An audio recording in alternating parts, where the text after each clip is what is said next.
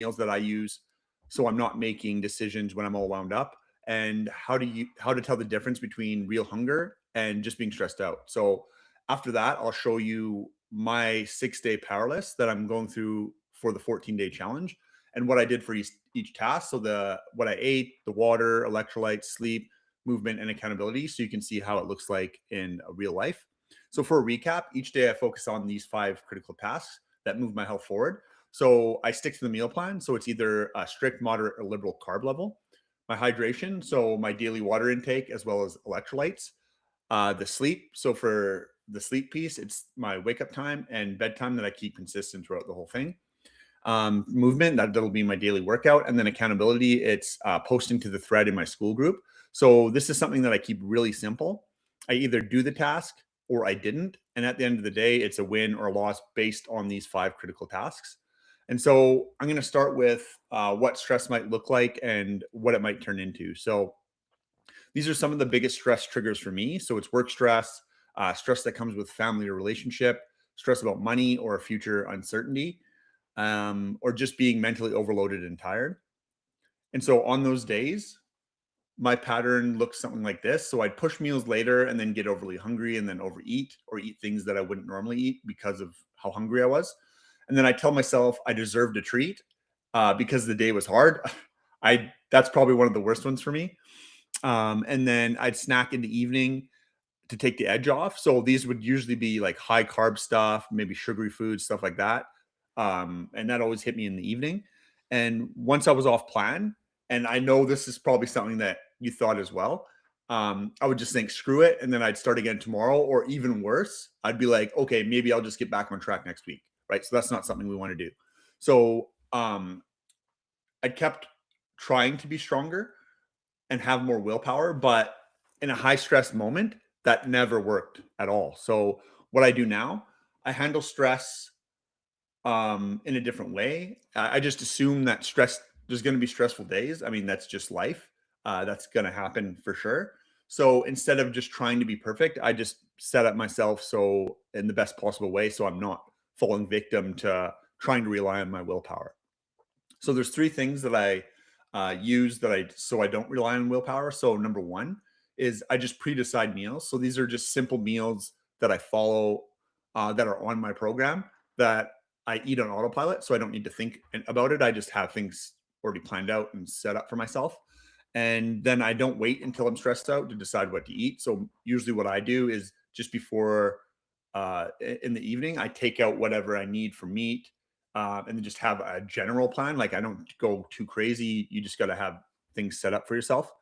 And then I use rules instead of feelings. So some of the rules that I use are like I only eat during my meal times and I don't snack in between.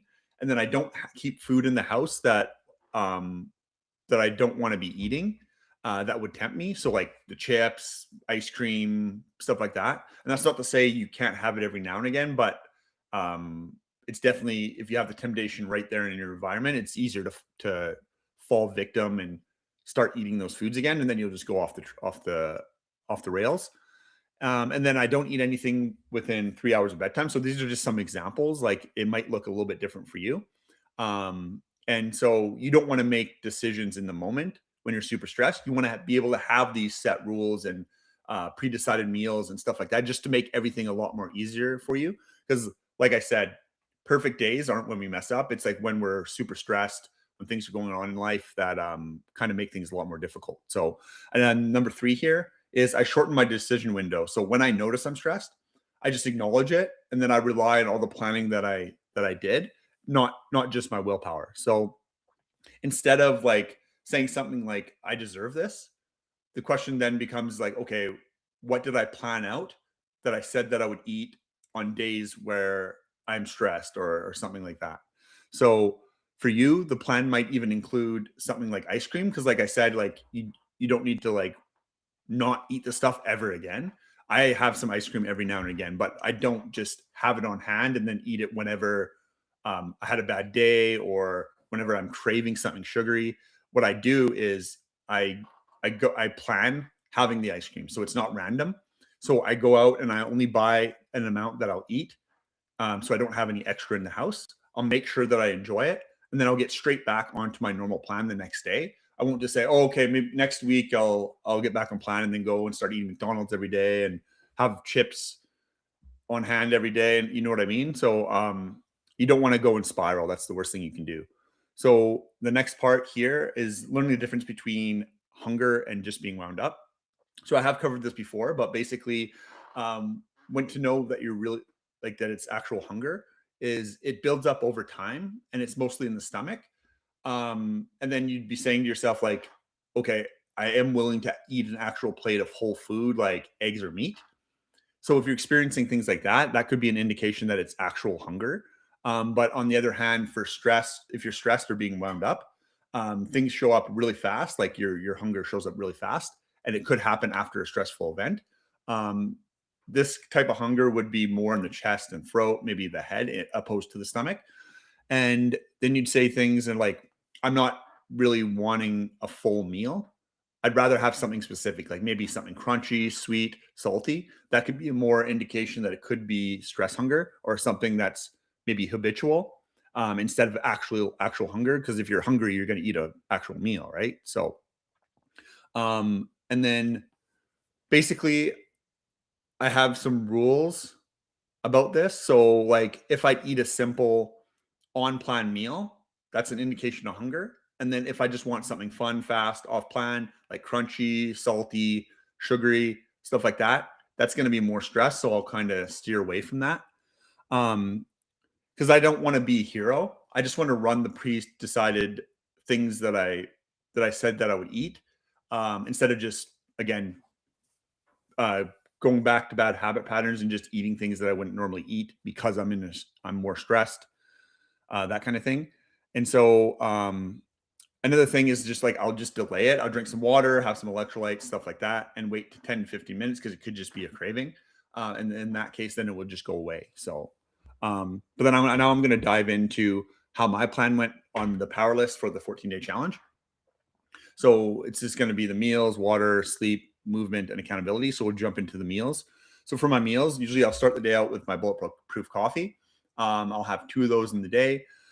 I had normal eggs, 3 eggs in the morning. I have some ribeye steaks that I've been cooking up with a little bit of onions, and then just a roll mop that I just ate while I was cooking my meal. And then for dinner, because I'm only eating twice, because that's what the strict plan is for this. And then I had some more onion, some cheese, and then some hamburger. So it's, as you can see, for the full day. It usually my calories are getting around the 2200 every single day, and the only thing that I'm keeping an eye on is net carbs. I don't care about the protein, I don't care about the calories, I don't care about the fat. Like this will be something that you might need to look at later down the line, but just at the beginning, you just want to focus on the carbs. Um, and usually things line up because literally all I'm doing is I'm eating until I'm full, and that's it. And then it usually ends up getting my targets anyways. So, and then the next on the list is the water and electrolytes. So for me, it's 3 liters of water with my electrolytes for the day. And so, um, with the water piece, like I just noticed that it's better when I'm being consistent throughout the day. Try to front load my water intake in the beginning of the day, just that way I'm not chugging water just before bed, stuff like that. So I've been pretty good on that. I make sure to have a water bottle like right in my area, so I'm constantly drinking. You might not be able to do that, but the best thing you can do is just having water available, um, as best you can.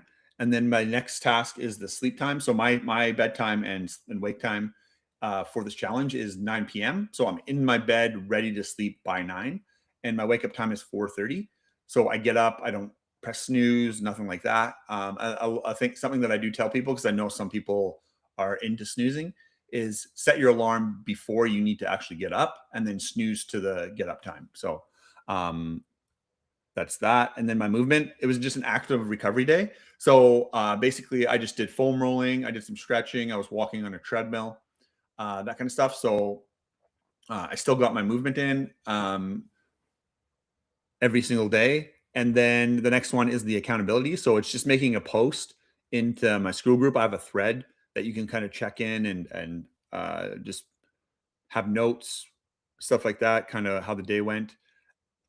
And then tomorrow, what I'm going to be talking about is weekends, because I know a lot of the time, like, because weekends are a little bit different, you'll have different things that you're doing during the day. So it might wreck your progress.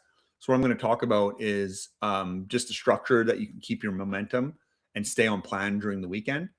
And then what you do when you're out being social, maybe family events, stuff like that. And then I'm going to share what my weekends look like to help me keep consistent. So if you want to help with any of this to like build out the system, get some help like doing a challenge like this, um, then you can join the free Skool group. Right now it's free. And then you're going to get like food lists, meal plans, a step-by-step guide for the challenge, and the accountability of being with other people that are doing the same thing. So if this video was helpful, just make sure to subscribe so you don't miss the rest of the 14-day series that I'm doing. And just drop any questions in the comments, and then I can cover them next live if you have any questions on any of this. And then that's pretty much all I got for you today. So thanks for tuning in, and I will see you on the next one.